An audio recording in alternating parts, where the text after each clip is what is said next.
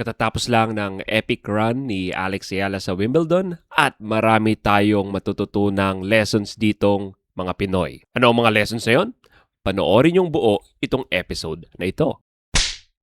Very inspiring ang Wimbledon run ni Alex Ayala and unfortunately, natalo siya kay Jasmine Paolini. Pero even itong match na ito ay nagpakita siya ng kakaibang tapang at galing at grit.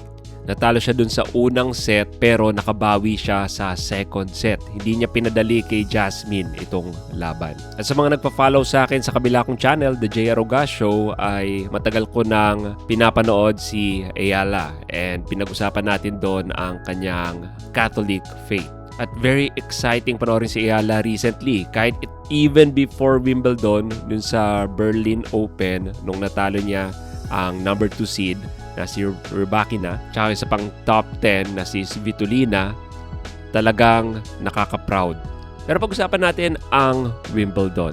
Yung round 2 pa lang nung natalo niya si Maya Joyt ay sobrang big deal na. Kasi sa mga hindi nakakaalam, last year sa Eastbourne Finals, yun yung isa sa pinakamalaking laro ni Ayala. Finals ito at sobrang tindi ng bakbakan. Panoorin yon up until the very end. Sobrang tindi to point na nung nanalo si Joyt dun sa Eastbourne Finals ay naiyak si Ayala. At sabi nga niya, nahirapan siyang panoorin yung mga highlights nung finals na yon. Si Iga Swiatek, nandito yung breakthrough match niya nung last year. Of course, alam ng mga Ayala fans sa Miami Open yon 2025. Natalo niya dun si Swiatek sa quarterfinals para makapasok sa semis, kung saan dun na siya natalo ni Jessica Pegula. Pero sa Madrid naman, noong 2025 ay natalo ni Swiatek si Ayala. Nakabawi siya dito.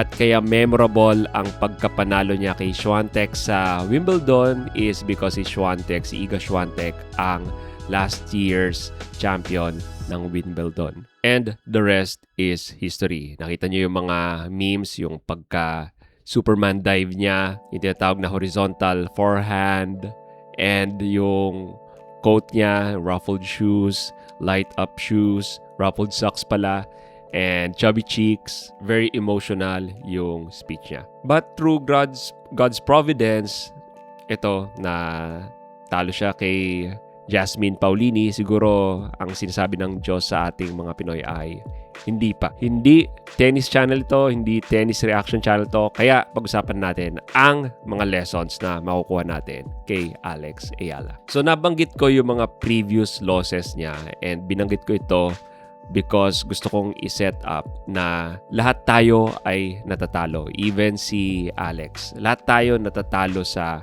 buhay. At si Alex nga, kung papanoorin nyo yung Miami Open niya noong 2025 versus kung paano siya ngayon, ang laki ng in-improve niya. Dahil kahit natatalo tayo sa buhay, may dalawang paths tayong pwedeng tahakin eh.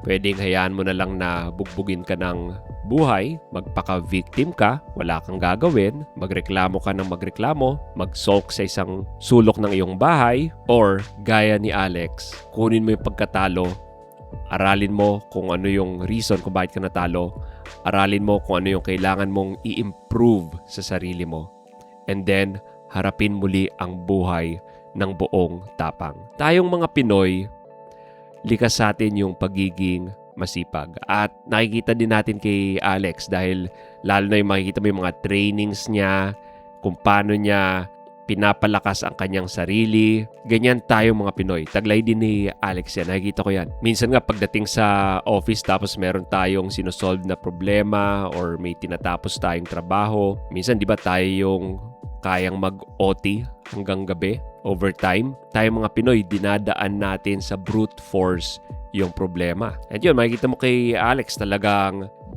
very, very focused siya. Kaya nga naging epic yung pag-dive niya para saluhin yung bola.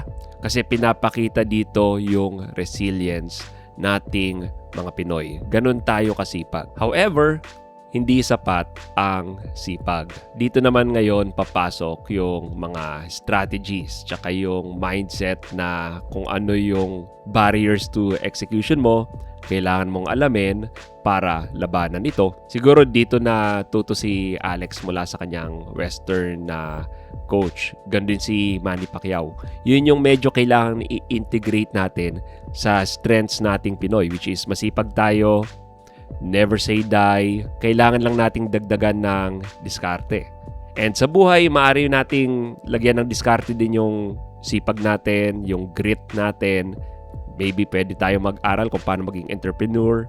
Lagyan natin ng konting strategy ang buhay natin or entrepreneurial mindset. So when it comes to Alex, I'm pretty sure at some point ay bibigyan niya tayo ng isang Grand Slam Championship. Bata pa naman siya. Yung nakalaban niya, si Jasmine Paulini is 30 years old. So imagine mo, 21 si Alex. Kung maglalaro siya until 30, then may 9 years pa. And definitely in these 9 years, madami pa siyang i-improve. So yun na po, please make sure to subscribe to this channel. Marami tayong pag-uusapan about the culture, mga konting life lessons din gaya nito. And ayun, if you want to watch more videos from the Sentinel PH, just click right here.